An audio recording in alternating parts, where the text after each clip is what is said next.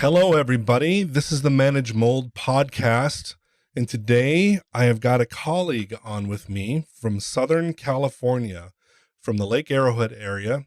His name is Robert Hidajat, and he has a company called Blue Van Restoration. And Robert, I am so glad that you got to be here. We'll share a little bit more about kind of how all this came together. But why don't you say hi to everybody and let them know a little bit more about your company and how you got to be where you are? All right. Hi, Dean, and hi, everybody. First, I just want to thank you for having me on this podcast. I really appreciate it.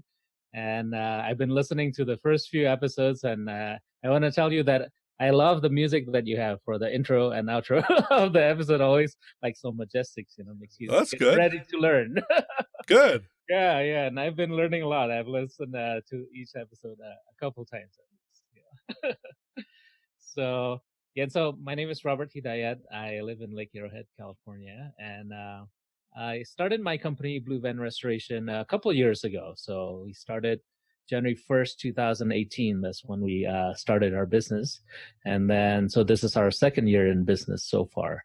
So I kind of come into this industry by chance, really, and a little bit late. And I just realized that it fits both my passions that I didn't realize, early on. So for a long time, I've always been, working for a corporate company. So I was in software marketing for many, many, many years, over 20 years.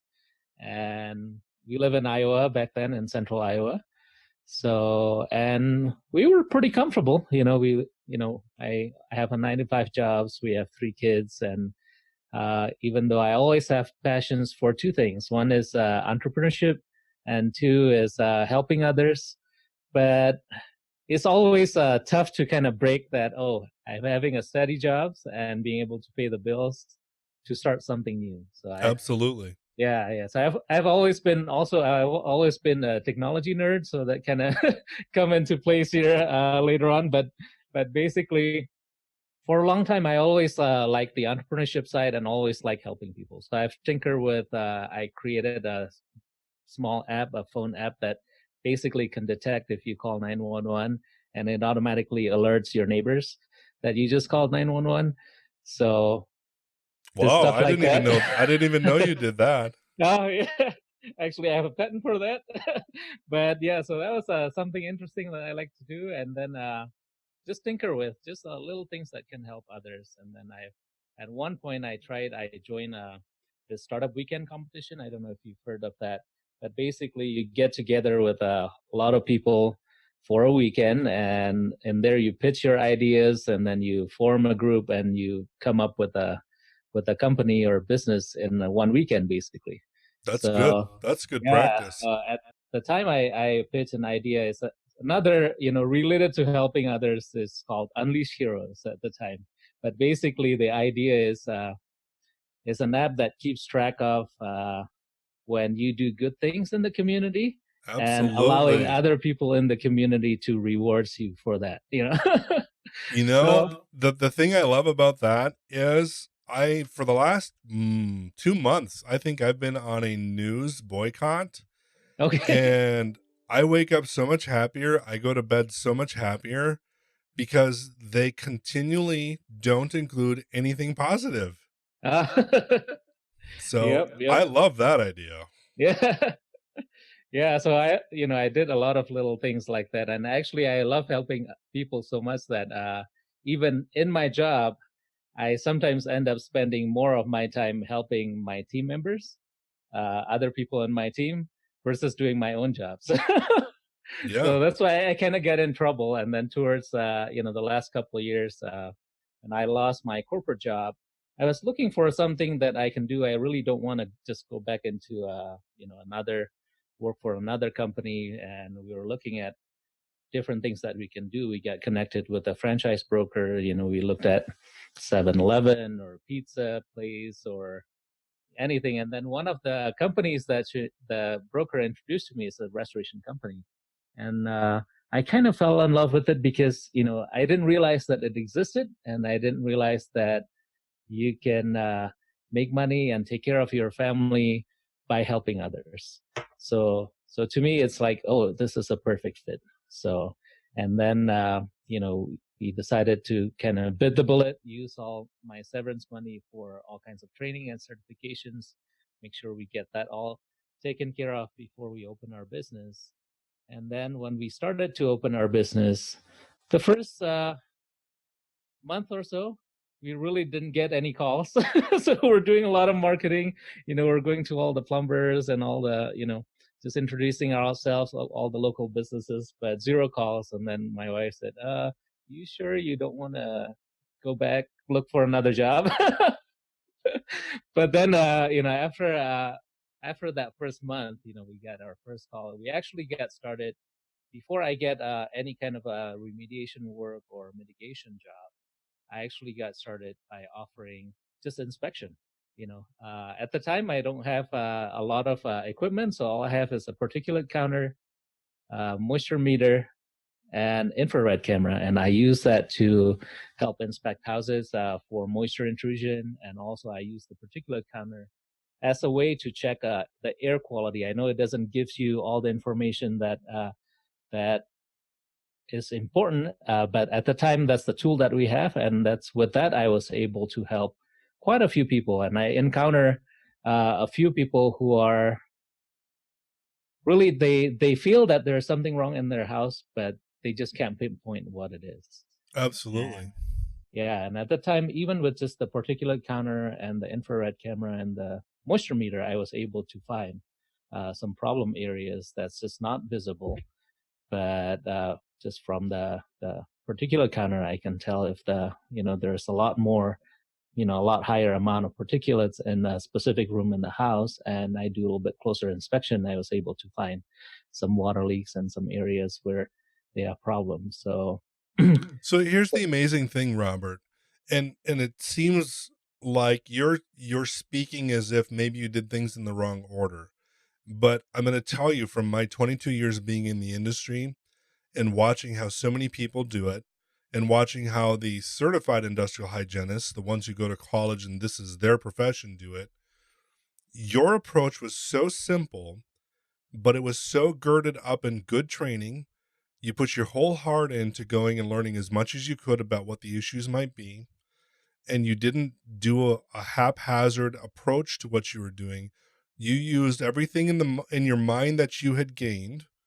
You used the heart that you had for people, and you took some pretty key instruments and you helped determine, and with visual investigation, you could actually find problems. Yep. And I didn't even, I go through the certification for mold remediation work, but I didn't have, a lot of, training around inspection or using the thermal camera or using the particulate counter.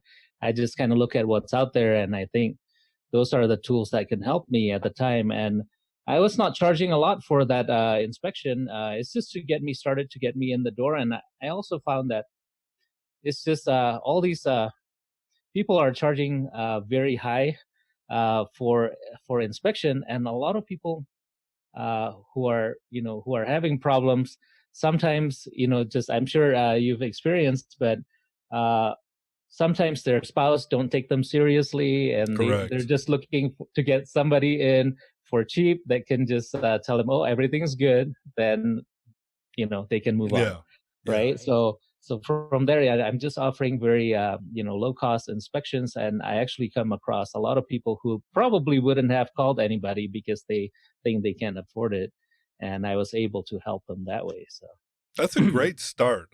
I have no problem with how you started. That was very organic, and you learned a lot in the process, obviously. And again, so for people who are listening to this podcast who put a lot of emphasis on sampling, Ermi or Hurts Me or Emma, Eliza, lift tape, Petri dish, you name it.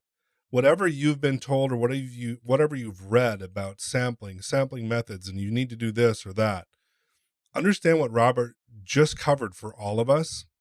The ABCs and 1, 2, 3s of water damage and mold contamination, a lot of times you can actually figure it out without sampling. But then there's a tool This is the tool that brought you and I together ultimately. Why Yep. don't you tell them your story about how you found this particular tool? And I've alluded to this a little bit up to this point. We've had Matt Coghill on episode 5, and Matt is the president of Detection Tech. But there's the particular tool that Detection Tech manufactures that is changing the industry. It is actually changing the way sampling is done. And Robert, tell us how that brought you and I together. All right. Okay. Well, so Dean is talking about the Instascope for sure. So I actually first heard about the Instascope when I was just getting started, maybe my second or third month in business. I went to a conference and somebody has an Instascope, but at the time, I was just starting and I just bought all kinds of drying equipment and when I heard, oh, it's $40,000 or it's such as an expensive instrument, I just kind of forget about it, I'll just get a particulate counter.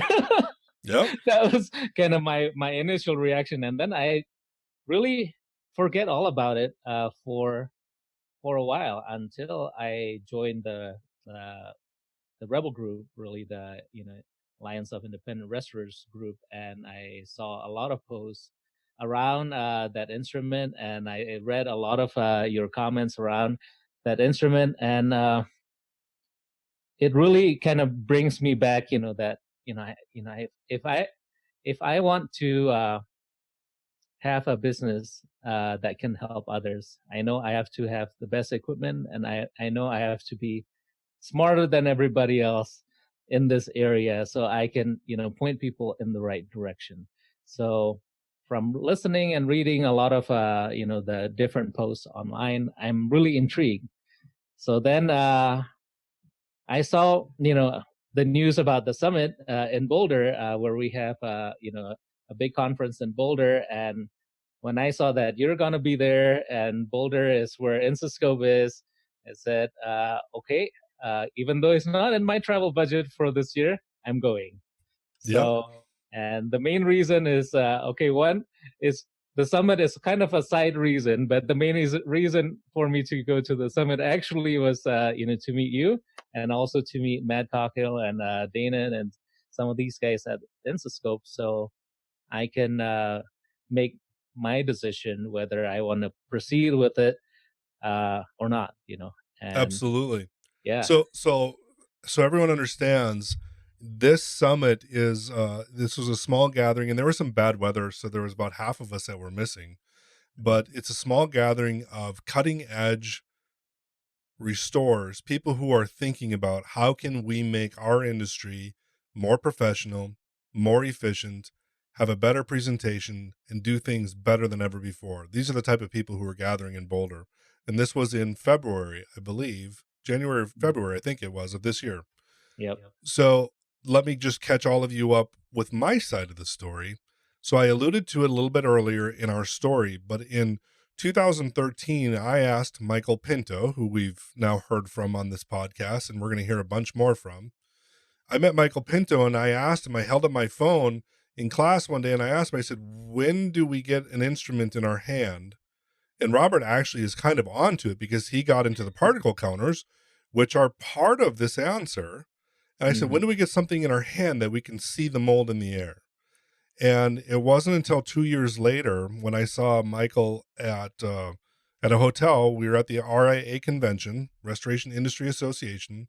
We met up in the hotel and he says, Dean, that thing you asked about, I think it's out there. Go find it. And so I ended up connecting with a gentleman in Hawaii who owned one, who brought me back and connected me to Matt Coghill.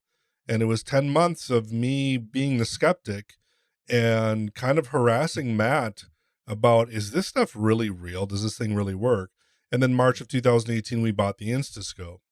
So then we fast forward to the 2019, I get to meet Robert in Boulder, and he's like one of my new lifelong best friends. Robert's got a heart of gold, and so I want everyone who's listening to understand this. There's so much bad press out there about remediator ripoffs and restoration ripoffs and inspector ripoffs, and I get that, and they're real, and I run into them, and Robert runs into them. But I'm going to tell you, I want you guys to be hopeful because there are people like Robert, there are people like my family, there are a lot of us who are cutting a new edge, and we're trying to do the right thing. We're trying to do the best thing to help people, and we're all helping each other grow. So here's the cool part. After Boulder, so we spend a few days together there. We all learn a bunch of things. As iron sharpens iron, so one man sharpens another, and we were doing that. And after that point, Robert makes a decision, obviously, that he wants to use this new tool. And so he called me up and he said, I want to come and hang out with you for a few days in Minnesota and Wisconsin and go with you on inspections. And that's what he did. And it was an amazing time. For all the restorers, remediators, anyone who wants to get into this industry, I want to encourage you, have that mindset. And that's a mindset that I got also some years ago. Go be with the people that you want to learn from and go learn those things. And so, Robert, you showed up in Minnesota. It was fantastic. And what did we do? Yeah, so we go on quite a few inspections. But yeah, I want to step back a little bit. But when I was in Boulder, right, I met you. We probably only have a few hours total. We're talking to each other. But I learned about your story, and I learned about what what you put Instascope through before you make your decision. So Yes. so from there, and I also met with Matt and those guys, and from there, I really, once I understand a little bit more about what the Instascope can do, I don't see how you can provide a good service to your customer without having this instrument. And I know you've gone through your 10 months. I say, Dean, gone through this 10 months. I don't think I need to repeat that because I know know you and again your story and what you've gone through. It's probably, it takes a lot to convince you to to get the Instascope in the first place because all the stuff that you've been through. So yeah, so I really kind of take the leap from that, and I haven't I haven't never regretted it. So I as soon as I got home from Boulder, I put some things in motion and got the instrument right away. So You did, yeah. So yep. tell me your impressions of Instascope, and then why don't you share, because I still haven't shared what the basic what it is. Why don't you share with everybody today? Why don't you be the guy to reveal what is the Instascope and what are we talking about? All right. Okay. So the Instascope, the way Matt explains it as is this instant microscope, right? But there's a lot more than that. So basically, it's an instrument that allows you to tell what's in the air that you breathe. So it scans the air and it tells you whether it can differentiate between mold, bacteria, and pollen, or just dust, and it it tells you that in real time. So you don't have to collect samples, send things to the lab, and it allows you to do a lot of amazing things, and that you really can't do with any traditional equipment or whatever, with the particulate counter or with the air sampling mechanism that's available today. So do you take that machine in the house and just kind of stand in the middle and watch it do its thing? How do you make it work in a house? All right. Yeah. So you bring it into the house and you have to put in some information. So, because based on the volume of air in that room, it decides how long it's going to run the scan for.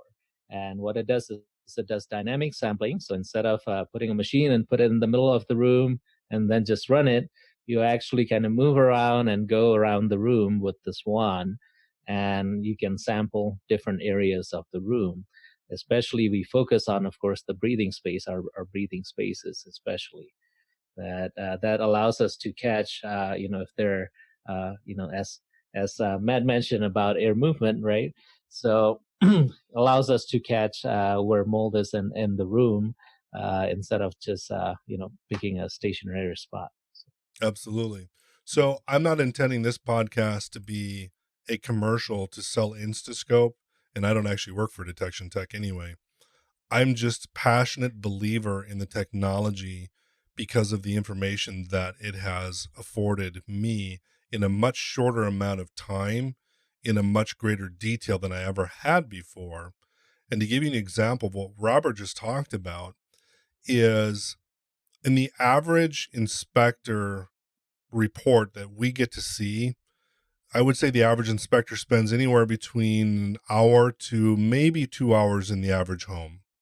Yep. I'm typically spending between 3.5 to 5.5 hours in a home, because I'm not only using the Instascope, I'm using thermal imaging, I'm using the Tramex moisture meter, I'm using other meters, VOC meters, I'm using a smoke pen to see where airflows are, I'm taking photos, making notes on the photos and things like that in the way I do things.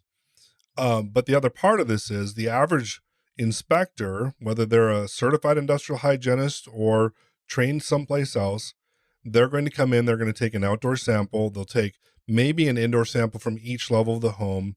So in a single level home with a basement, that would be 3 samples. With an upper floor, that would be 4.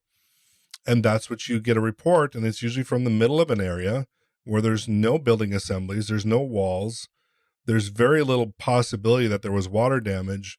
And in cases where there was a big source area in a house, you might get a bigger reading on those samples. We'll talk about all that another day, what traditional sampling looks like. And I really want Michael Pinto to weigh in on that because he actually owns a lab that analyzes. But here's the difference. When Robert and I get done, and those of us who own the Instascope, when we get done, we get a report, and there's typically probably 17 to 22 rooms that we've scanned. And so you get kind of a 3-dimensional picture of every room in your house, and not just the middle of a room, but the entire room, and kind of a 3-minute average in most cases of every room of your house. And it gives you really amazing data to look at to kind of see how the house is living and breathing. Yep. Yeah. Yeah. So I really, with traditional inspection method, it's you have to really explain a lot of limitations that data give you, and sometimes you kind of feel bad. They spend all kind of money, and we can't really give them a definitive answer or a good direction just based on that data. And with the Instascope now, we have a lot more data that can really helps us much better to make much better decisions and give them much better directions. And I've been able to help quite a few people around the area. And getting back into kind of the previous topic that you were talking about, as soon as I get the instrument, right, and I also, when I was in Boulder, I was talking to Matt and Dana, and I say, yeah, Dean is this crazy guy who pushed the instrument to the limit, and he helps us improve a lot from there, and we both kind of learn from each other. So I said, okay, and Dina's been using this for a long time. I said, I want to be the best at this. I don't want to just have to be the guy with the expensive machine with the best technology, but I don't know what I'm doing. So I said, I better see if I can, hang out with Dean for a few days and kind of see how he uses it and how he does things. And because we go through, of course, the manufacturer's training, but only so much that they can teach us on the kind of the standard ways of using the technology. And I want to learn from you on the cutting edge in the field, because you're the one who's using it in the field. So right after that, since I am in close area already in Boulder, back in Boulder for the Inscope training. So I thought, oh, can I just swing by? And you're so gracious, and you're make yourself available. And yeah, from those few days, I realized that we went on one inspection where it took the whole day. So what it takes. It's not just in and out. You really go through, and gives me a lot of things that I probably it probably took me a while to discover that without having that experience with you there for a few days. Absolutely. Yeah. So, Robert, we're coming up to a point here where I would like to take a break on this. We're at about 25 minutes in this, and we don't want to make these too long. And I think we've got more to talk about. And so I think we should bridge this into a second segment. And so let's stop there. Let's pause, and then let's kind of pick back up there, and we'll move on from there. I've got a couple more things to kind of stir your thoughts, and then Okay. I want you to share a little bit more because you have such fresh eyes on this, and you have such a positive attitude. I really want the people who tune into this podcast to benefit from the energy that you bring, from the new approach and the new perspective that you see and how things can work. I think people are going to be really impacted in a positive way by this. So everyone who's listening, I want you to know, I really intend all the time to bring the best of the best guests on here. And I'm telling you, Robert is one of those people. He is one of those people that if you're living in the southwestern United States, this is a man who he and his family are going to be on the cutting edge of really reformatting how we do investigations in homes and buildings. And there are a whole bunch of people in the next 20, 30, 40, and 50 years that are going to benefit because of even this discussion we're having today, all of you listening, and everything you're going to glean from this and share with others. So I want all of you to be encouraged and have a great day. If this is the end of listening to podcasts for you and you got to go to work, that's okay. But make the most of your day and really try to bless those people around you. And whatever it is that you do for work, try and be the best that you can be and cut a new edge every day. So we'll be back. Tune into the next podcast. Robert and I are going to continue on this discussion. So this is the Manage Mold podcast, and thanks for coming.